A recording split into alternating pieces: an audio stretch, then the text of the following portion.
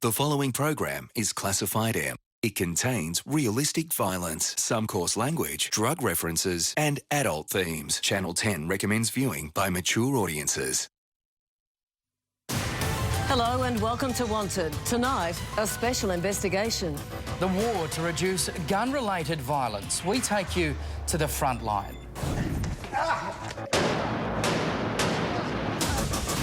A Wanted exclusive. A brutal gun attack in the suburbs caught on camera. Gunned down and left for dead. I don't have any idea why anyone would want to do this to me. Also, the battle to get the guns off the streets. Backyard bunkers. Anything illegal, anything I need to know about? And homemade machine guns. They're full-on machine guns that would do a lot of damage in a very short period of time. Police are outsmarting the criminals. We've linked well over 1,500 crimes to the system that we would have not known about if it wasn't for this IBIS. And the surgeons on the front line. This is a gunshot wound to the head. That's lethal. The patient would not probably survive that sort of an injury. We speak also to the victims of gun violence. It's not right that they can just be on the streets and just walk up and, hey, I need a gun to go shoot somebody. That's tonight on Wanted. Gun crime is a national problem, from the discovery of a gun bunker in Perth to a shooting epidemic in Sydney. It affects the whole country. In the past 12 months alone, mainly in the west and southwest of Sydney, there have been at least 102 shootings. 11 people have been killed, 4 of those in just the last 6 weeks. How do we get rid of the assassins in our suburbs? That's our special investigation tonight.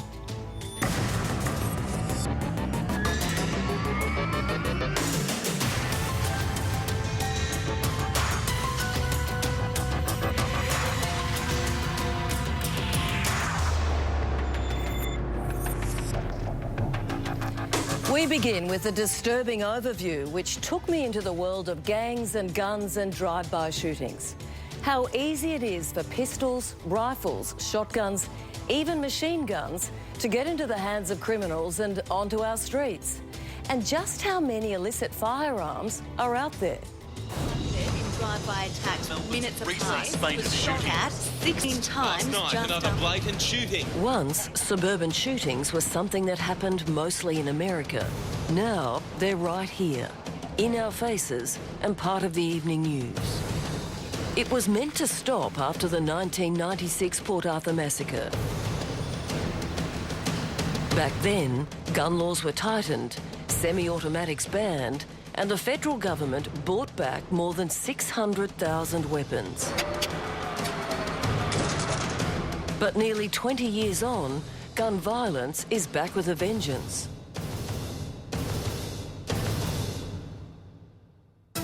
So just how many guns are in Australia today? Let's look at the legally owned ones first. That figure is 2,700,050. Add 61,211 police guns and 241,420 in the armed forces, and you get 3,002,681 registered weapons. So what about unregistered firearms? Best estimates put more than 10,000 pistols and 250,000 long arms in potentially criminal hands. But that's a conservative number. Some claim as many as 1 million illegal weapons. The human cost? In 2012, at least 41 people died from gunshots. More than 1,000 violent robberies, sexual assaults and kidnappings involved guns. Where are all these guns coming from? Some are stolen from security companies, some from private homes. But in early 2012, police uncovered a major supply line. More than 200 Austrian-made Glock pistols were packed in boxes and shipped here to Sydney. These men are the alleged masterminds of a gun smuggling operation of a scale never before seen in Australia. Police say their global syndicate, now on its knees, has given Sydney's underworld figures unprecedented firepower. Dr. Michael Kennedy is a detective turned academic. He investigated organised crime for almost 2 decades. The Glock firearms were manufactured in Austria. They were shipped over the German border. They were then disassembled. I think they were sent to a post office box in Sylvania waters. They were reassembled and they were just then distributed to the people who'd ordered them and to the suppliers. The thing is, the gun culture in Australia has changed. Once upon a time, the average crook would get a shotgun from somewhere, saw it down. They'd be happy with that. These days, you own a firearm because you need to own one for your status, and the gun of choice to open your jacket and say, look, what I've got would have to be a Glock. So how easy is it to buy this kind of gun? If you're just looking to an average guy who wants to go and buy a Glock, it'd be a struggle. But it's easy if you've got the right amount of money. If you've got enough money, you can get whatever you want. One person who knows all about the changing gun culture is George Basher. He grew up among the gangs in Sydney's West before turning his life around to become a filmmaker. So it's fair to say you've seen quite a bit of violence? Yeah, I have. I've seen people get shot, stabbed. I mean, I've been involved in some violence when I was a younger bloke. You know, it's something I look back that I'm not proud of. You know, but when you're a young bloke, I mean, you know, you got no fear. You're not scared of anything. How would you describe it today? It's crazy. I mean, the amount of guns on the streets now. You know, I mean, if I was walking down the street and a young kid looked at me, I wouldn't even look at him because he could have a gun. You know. They're that prevalent? Well, it's that easy. And, you know, young kids these days are so into watching all these American films. And, I mean, the amount of people that look up to Al Pacino and Scarface, it's scary that they love that. You Tony, you cockroach. Freeze! It's as though they don't even value life. I've had a lot of friends that, you know, were involved in a lot of criminal activity. But when they got to a certain age in life, they got married, they settled down, they got a job. They grew up. And they grew up. But, you know, these days, with all the guns on the street, a lot of kids don't get a chance to grow up. They're either dead or they're in jail, and it's a bit too late for them. Another person who knows firsthand about gun violence is former Detective Superintendent Terry Dalton. Terry, as a police officer, you're trained to deal with guns, and I guess to some degree you expect it. But over the years, you must have had your fair share of them pointed right at you. Well, in my 11 years as a negotiator with a negotiation unit, we were attending a lot of jobs, high risk, where firearms were produced, knives were involved, or violence.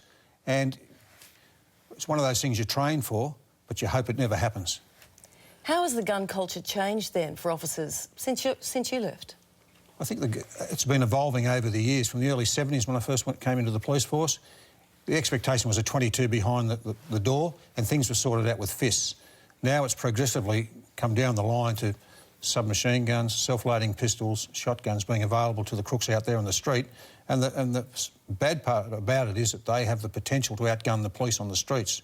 Frightening stuff. We'll come back to you a little bit later in tonight's show because you've been on the firing range investigating ballistics and how bullets and guns can be traced. So it's a good news story, Terry. It's a great news story. The police are doing a fantastic job of removing firearms off the streets. They confiscate thousands a year, and also the fact that they can trace the DNA of each individual weapon and the characteristics of the bullets that are fired. Fascinating. Thanks, Terry. Matt? Well, Sandra, this next story is just one recent example of the extent of the gun problem here in Australia. It illustrates just some of the disturbing weaponry organised crime has at its disposal. What I found most alarming is that some of these weapons are right in our midst.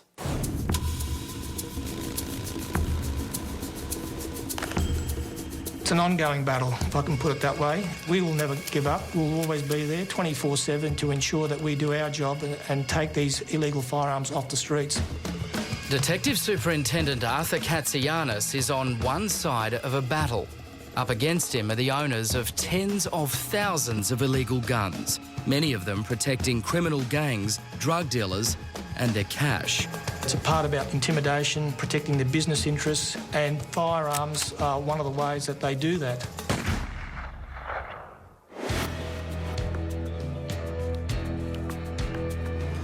Here, in the heart of the city, In an underground secure car park, detectives made an extraordinary discovery. A car full of guns and explosives, along with night vision goggles, silencers and stun gun. But what police are most worried about is not where they found this arsenal, it's the type of guns they found. These are the weapons seized in that raid. This is a Chinese SKS military rifle, which is not manufactured in Australia and is a prohibited firearm. This is a Ruger Mini 14 firearm. Again, it's a prohibited firearm. Over there, you've got a Uzi submachine gun. This Uzi can blast out more than 10 rounds in just a second. There can be no reason for a civilian to ever own such a weapon. And over here, which was part of the weaponry seized, is a small homemade keyring pistol. You can see from that it has a double barrel, and these are the trigger points over here, and this is powerful enough to penetrate and kill a human being. Police say this mobile armoury was being used by the Hells Angels motorcycle gang. These weapons, they're designed to do some serious damage. Absolutely, and this is part of the battle that we as police face, particularly in targeting outlaw motorcycle gangs and organised criminal networks who are prepared to use this type of firepower to protect their business interests and further their criminal activities. And last week, in another gun crackdown, police arrested 4 men. One, a senior member of the Hells Angels, along with this 61-year-old man arrested on the Pacific Highway north of Sydney. It's a common image on our news screens. Police raid yet another bikie clubhouse. Arrests follow. Is it just bikie gangs that are responsible for these recent shootings? No, that's not entirely correct. A very small portion that we believe is about 5% of the recent shootings were in relation to outlaw motorcycle gangs. Many of them were related to organised criminal networks. But according to Superintendent Katsianis, a startling trend is emerging. Young individuals, wannabe gangsters, if you want to call them, who are in possession of illegal firearms and are prepared to use those weapons to settle business disputes or personal disputes. Now, that is a concern for us. There are so many illegal guns in Australia, authorities have no real idea of the exact number. But the quantity seized in New South Wales alone is staggering. During the past 12 months, during the last financial year alone, we've seized 9,500 weapons, which is 2,500 more weapons than the previous year. Operation Apollo is designed to combat gun crime. During the last 6 months that they've been operating, they've arrested 371 individuals, they've preferred 700 charges, and we've seized 78 illegal firearms, 50% of those being handguns. My biggest concern is that we do not become desensitised or apathetic towards gun crime and do not leave any legacy for our children and the future generations.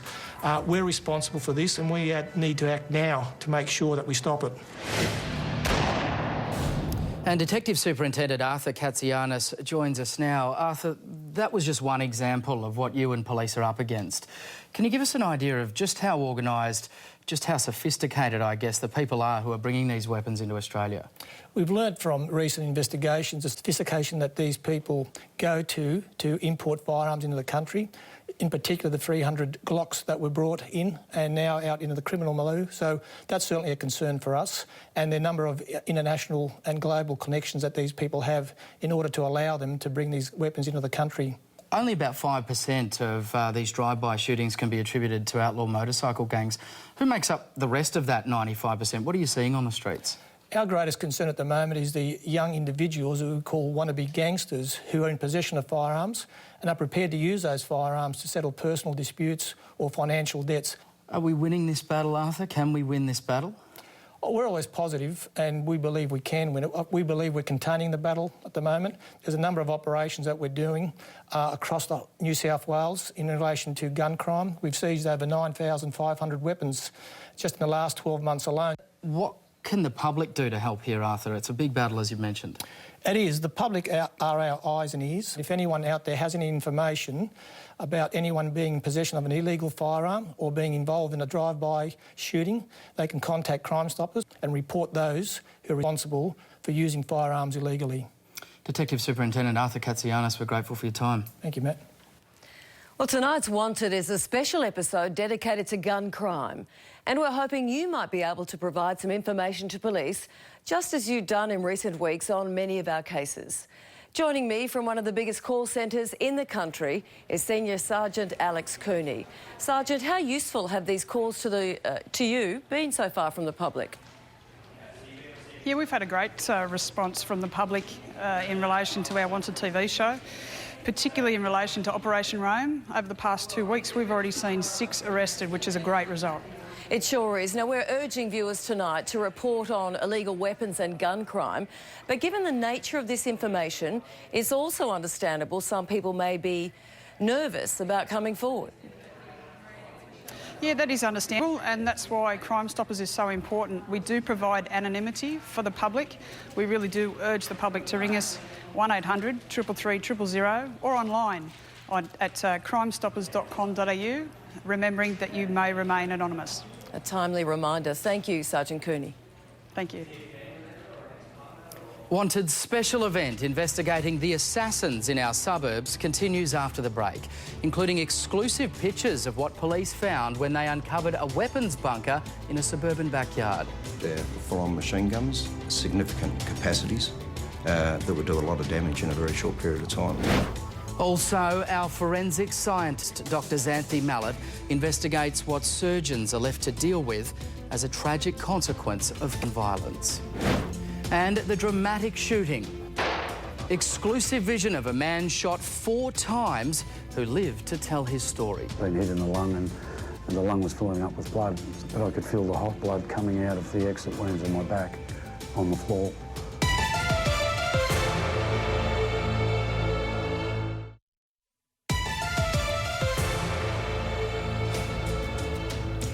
You're with Wanted and our continuing investigation into the assassins in our suburbs.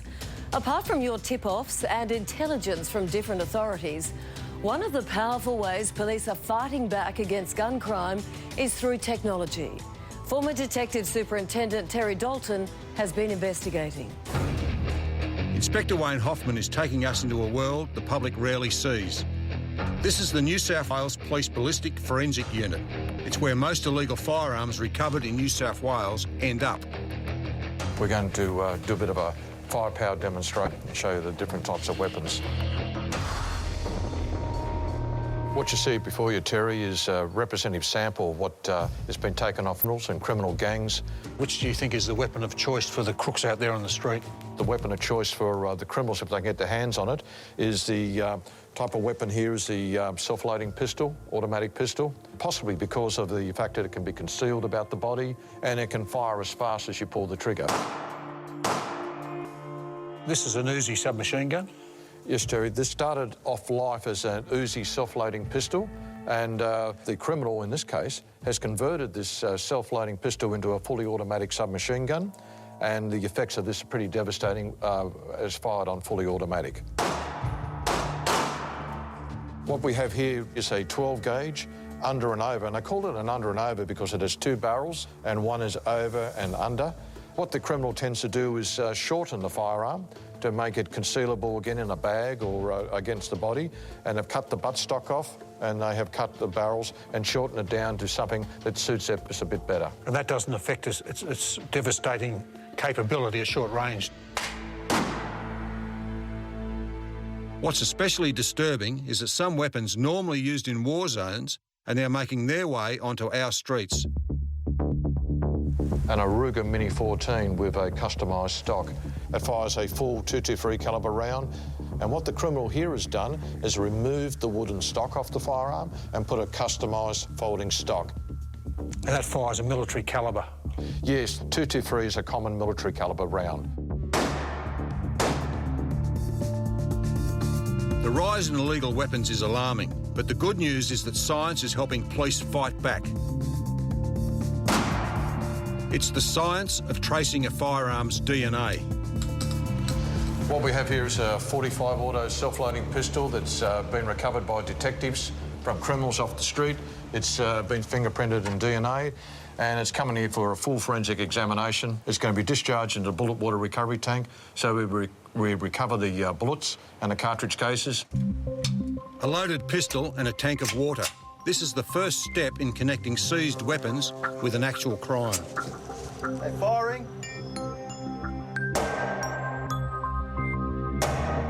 It's fired at an angle, and basically the water will strip the velocity off the bullet, slow it down enough so that when it touches the bottom, it won't damage the bullet, and we can then recover it straight away. So what happens to the bullet then? Well, as you can see, Terry, here we have some cartridge cases and bullets. The bullets have just been recovered out of the water, and with these now, they'll all be taken up to the Integrated Ballistics Identification System in our laboratory.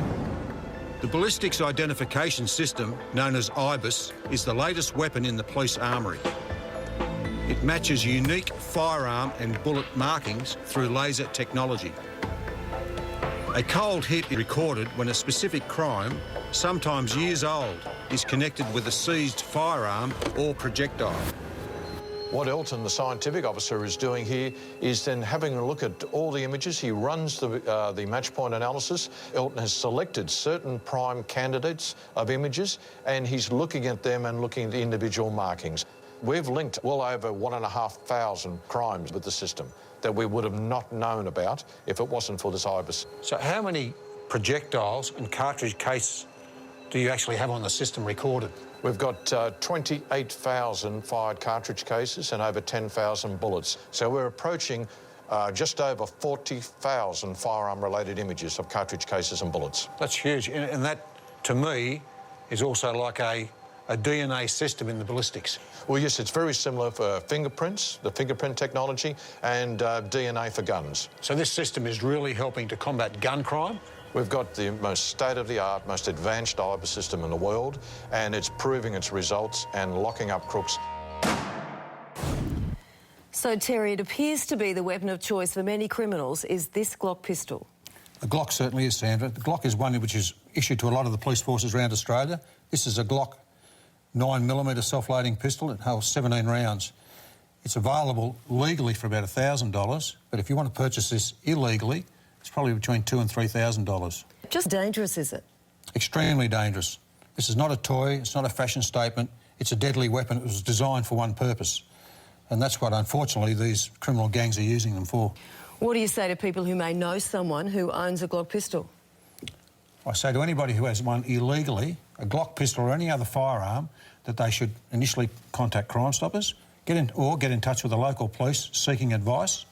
And for people to be aware out there, the more guns we have out in the street, the worse it is for our families. We want to take these guns off the streets.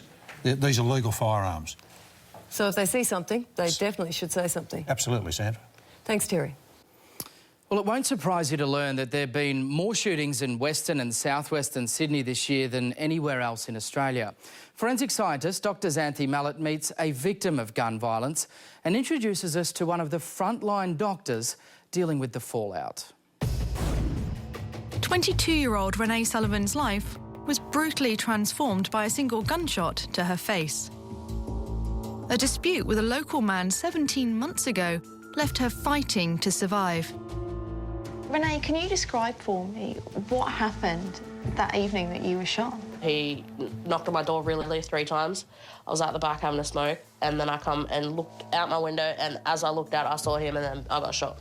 A few days before, we did have an argument because I didn't like him bashing people in front of my kids. So, yeah, I asked him to leave, and then 2 days later, he shot me. The bullet entered Renee's skull between her eyes and lodged in her brain. When I first woke up, my front bone was missing to relieve the pressure off my head, and this eye was missed. But I didn't really get to see all this until I was in an actual ward when I saw a mirror, is when I actually did break down because I didn't realise what I looked like. How many operations have you had? The first one, and then the second one to put the bone back in, and then the third one to get the bullet removed. I've still got one more to finish off, which is the eye, to get it reconstructed and opened up. 3 operations and counting, Renee's recovery is managed at Liverpool Hospital in Sydney's southwest. Dr. Scott Demores heads up the specialist trauma surgery team that deals with a recent spike in shootings in the region. Some, like this one, fatal. Can you describe what we're seeing on the screen for me? Sure, there's a gunshot wound to the head.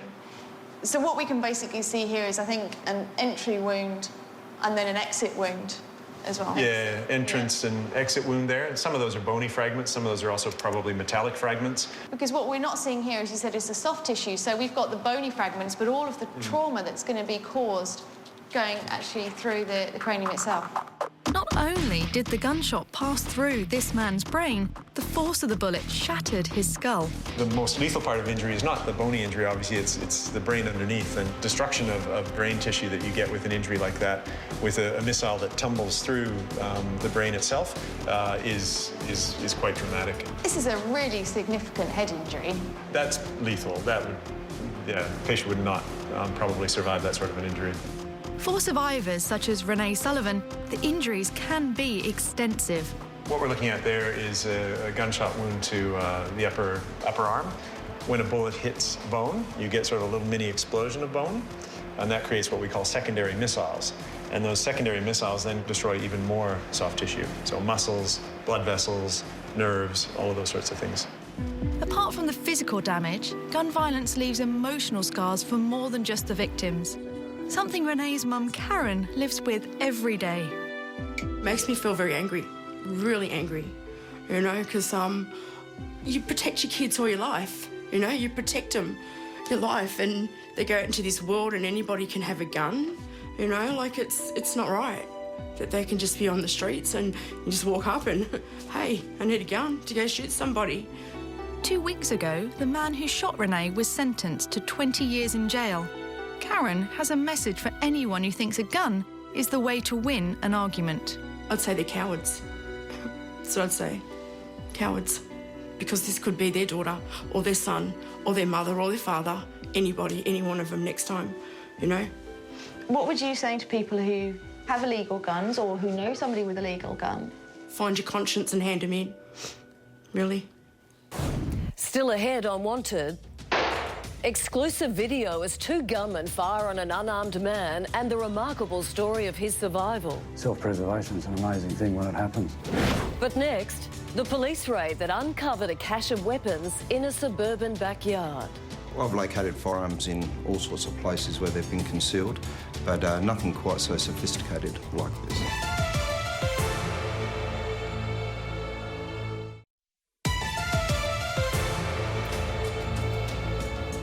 You're with Wanted special investigation into the spread of illicit firearms and the armed criminals operating in our suburbs. It's a national problem. Our WA investigator Nick Way has exclusive footage of a police raid on a suburban house that uncovered an arsenal of illegal weapons. Especially disturbing is that some of the most lethal weapons are homemade. It's the 21st of February this year. An ordinary house in a quiet suburb in Perth. But it harbours a deadly secret beneath a shed in the backyard. This is the first time WA police have released this footage. Operation Porthos has had this man, Gary Gibson, under surveillance for weeks. But what they see this morning surprises even experienced detectives. Is there anything down there that's going to hurt me or anything illegal, anything I need to know about? Sliding a workbench sideways reveals the entrance to a concrete-lined bunker. Yeah, I think it's probably easiest if I go around with the camera. Senior Sergeant Gary Saunders goes down. I'm just in a bunker below the shed outside. This has been directed to us by the occupant of the house. There's a paper bag containing ammunition. There's more shrink-lock bag containing numerous ammunition. The stockpile includes bullets for the world's most lethal handgun. Box of .357 Magnum ammunition. I've located firearms in all sorts of places where they've been concealed, but nothing quite so sophisticated like this. Over the next 20 minutes, they haul up a 9mm pistol, more than 5,000 rounds of ammunition, and a banned street sweeper shotgun. It can fire 400 12-gauge cartridges a minute, a brutal weapon favoured by bikie gangs and drug lords. They've been designed as a military-style weapon, and they're just designed for shooting at large numbers of people in a small area. That day, Gary Gibson tells police he's minding the weapons and ammo for a mate, but he won't say who. He says he's not into guns, but detectives find yet another one at his workplace. The bunker discovery was triggered by another raid a few days earlier. Now, police found 6 weapons, including this .308 and this AK-47 fully automatic. But surveillance indicated there were even more deadly weapons nearby. A few of the significant targets of the operation had links to outlaw motorcycle gangs. They chased suspected bikie links to another northern suburbs house. After seizing almost $1 million in drugs and luxury cars, police find what they're looking for in the ceiling. And disturbingly, 2 of the 7 guns allegedly found are homemade but still lethal submachine guns with high-capacity magazines. OK, so Gary, these sorts of plans are freely available on the internet, but they're actually being put into practice right here in Western Australia. Yeah, that's correct. I mean, this has been downloaded from the internet, and as you can see, it's quite particular with details. There's plans attached. It goes through with extensive details and pictures of what you should end up with. The homemade 9mm guns fire at the same rate as factory-built automatics. These firearms can expend approximately 1,400 rounds a minute. They're full-on machine guns, significant capacities that would do a lot of damage in a very short period of time. There's something that's totally prohibited in the whole of Australia. Police have turned up 10 of these homemade guns in Perth in as many months. Deadly new additions to an already burgeoning black market. Of 1,500 annual gun thefts Australia-wide, nearly 1/3 are stolen in WA. And many of those become the killer currency of underworld networks. It's easy for us to try and identify known manufacturers, legal manufacturers, but when we have people that started manufacturing these firearms in their backyard, it's of high concern to us. Gary Gibson's now behind bars for illegal possession of firearms. 6 others are facing charges, and almost 3 dozen guns are off the streets of Perth. As Operation Porthos winds up, a new gun amnesty's underway, with 166 weapons handed in so far. And police are appealing for help to find any more of these homemade machine guns. Western Australia is not the only state that's experiencing this problem. It's going to be an Australia-wide issue, and I'll be calling for anyone that has any information in relation to the manufacture of these machine guns to contact Crime Stoppers in their state. And that Crime Stoppers number is on your screen. Of course, you can go online. After the break, one of the luckiest men alive. Chased and shot by a gunman 4 times. I was screaming for them to open the door, and then the door opened, and then I scrambled inside. Our exclusive story next as we continue our special on illicit guns in Australia.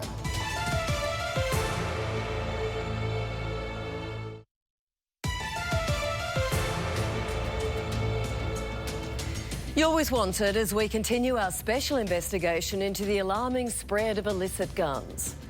The next story you're about to see illustrates the problem of gun violence in the most graphic way possible. It's a shooting 3.5 months ago on May 1st in the Sydney suburb of Rydalmere. Now, the victim was shot 4 times at close range. Remarkably, he survived, and he's agreed to tell his story on the condition that we don't identify him. What's even more remarkable is that it all played out on camera. This exclusive from Neil Mercer. It's late at night in Western Sydney.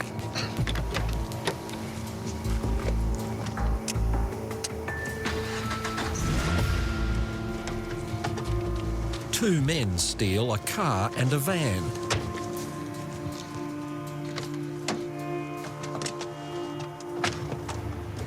Moments later, the thieves are driving north.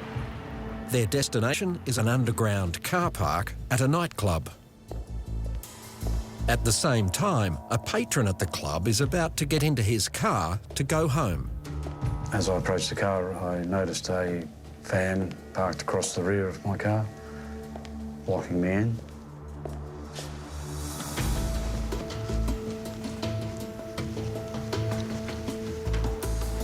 And I saw two blokes, and I noticed one of them carrying a weapon, a gun. What this CCTV footage reveals next is simply terrifying. They pursued me, they were chasing me, firing shots. Started to zigzag in my run, so it'd be harder for them to shoot. One of the shots had hit me in the foot, so I went to the ground. More shots were fired. Shot me another 3 times.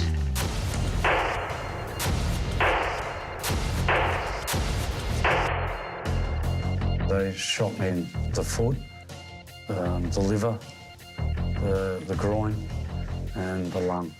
Did you realise you'd been shot? You do because of the sound and the proximity of the weapon. I'd been hit in the lung and the lung was filling up with blood, but I could feel the hot blood coming out of the exit wounds on my back on the floor. And I could feel the pool of blood developing. Some shots actually miss, but as he scrambles to get back into the nightclub, Help, let me in! Max is hit 3 more times. The gunmen run off, leaving him for dead. Help! Let me in! I was screaming for them to open the door. Open the door! And then the door opened and then I scrambled inside. Because at that stage, the blood was coming out fairly quickly. Did you think you were going to die? The mind takes leave and the body does the thinking. It's just the body went into its own turn. Self-preservation is an amazing thing when it happens. How Max survived is just incredible. 1 bullet missed his heart by millimetres. I'm definitely lucky to be alive. Definitely, most definitely. Truly terrifying vision, and police are appealing for any information that may help solve that brutal crime. But the story doesn't end there. In fact, you will not believe what the cameras also captured when we continue Max's story. That's after the break.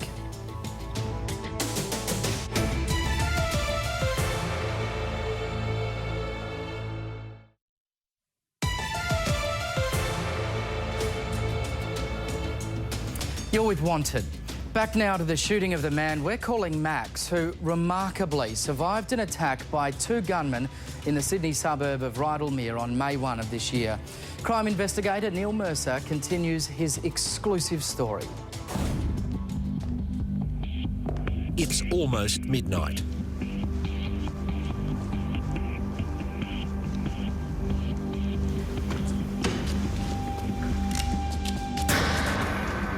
Two gunmen chase a man through a suburban Sydney car park. Shots are fired. The horrific scene caught on CCTV. The victim is hit 4 times and left for dead. But this is where the investigation takes an amazing twist. Sitting inside a stolen van left behind by the gunman is a small GoPro camera. And incredibly, this is what it recorded earlier that night.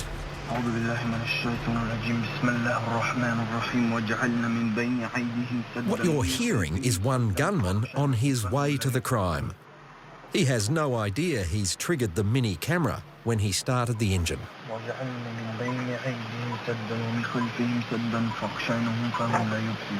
There's actually what we believe is a prayer where the fellow who's driving the car is actually praying that he gets away with the offence, that the witness's eyes are shielded from the crime he's about to commit.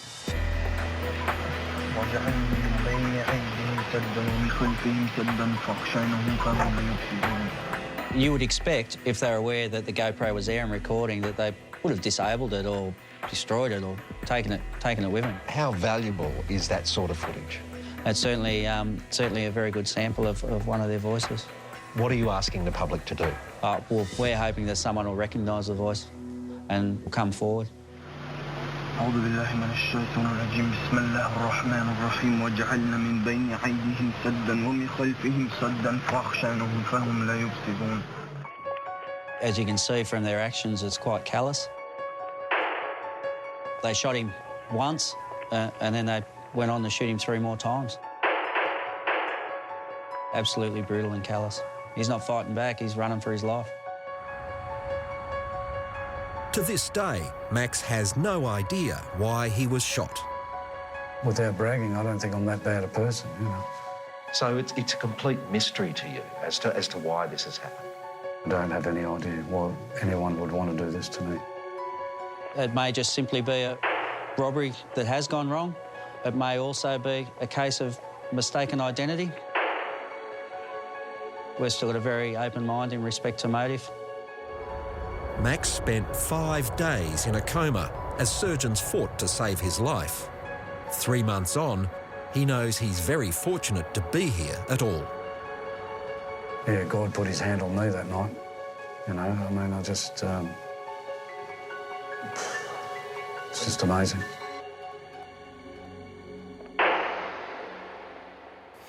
Neil, what a chilling case. Extraordinary to say the least, and it's pretty unique. It's not every day, is it, that you capture audio of a shooter's voice like this? Not every day at all. I've been covering crime for more than 30 years now, Matt, and I don't think I've ever seen such good CCTV vision matched with this audio of the assailant on his way to an attempted murder. You hear him speaking. I mean, the police, when they found out, they must have thought, wow, this is a really, really good clue. It's really disturbing, and it's pretty brave in this case too for the victim, Max, to have spoken out. Yeah, it is. I think it was very courageous. He says it's a mystery to him as to why he was shot.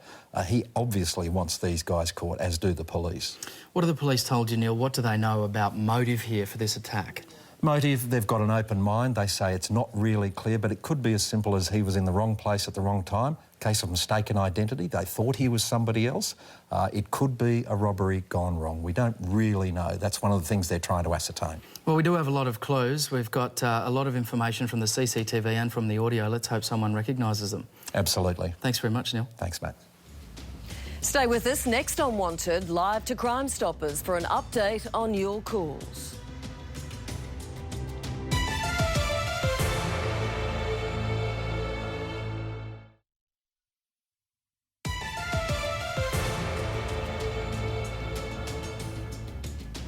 Tonight we've dedicated the show to gun crime, and we're encouraging people all over Australia to call with any information they have relating to illegal firearms.